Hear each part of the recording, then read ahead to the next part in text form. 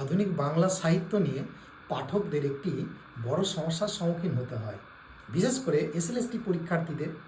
গ্রন্থের প্রকাশকাল নিয়ে ভিন্ন বইতে ভিন্ন রকম সাল থাকে। কোনটা সঠিক বা কোনটা ভুল সঠিক সিদ্ধান্তে পৌঁছাতে অনেক সমস্যার সম্মুখীন হতে হয়। তো আমি ভিডিওতে দেখাবো ভিন্ন বইতে কেন ভিন্ন ভিন্ন সাল লেখা থাকে। তোমরা দেখতে থাকো। এখানে আমি 5টি পয়েন্ট লিখেছি। প্রথমে বলেছি রচনাকাল, দ্বিতীয় পয়েন্টে বলেছি পত্রিকায় প্রকাশকাল। তা যে গ্রন্থের রচনাকাল এক হবে, পত্রিকায় প্রকাশকাল নিশ্চয়ই আলাদা হবে। 3 নম্বরে লিখেছি গ্রন্থাগারে প্রকাশকাল, আবার পত্রিকায় প্রকাশকাল যা হবে গ্রন্থাগারে প্রকাশকাল আলাদা হবে। তাই কোনো বইতে আমাদের দেখতে হবে কোনোটাতে পত্রিকায় প্রকাশকাল আছে না গ্রন্থাগারে প্রকাশকাল আছে। 4 নম্বর পয়েন্টে লিখেছি বঙ্গাব্দ থেকে খ্রিস্টাব্দে। অনেক গ্রন্থেই দেখা যায় গ্রন্থ প্রকাশে ওখানে বঙ্গাব্দ লেখা আছে।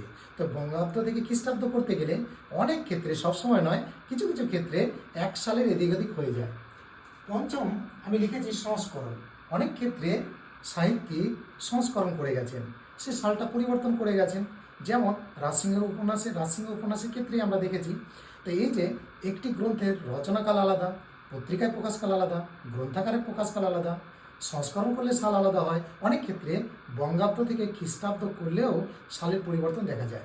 এই কারণে ভিন্ন বইতে ভিন্ন সাল লেখা থাকে। কিন্তু কোনোটা ভুল বলার আগে আমাদের বুঝতে হবে বা জানতে হবে বা সঠিক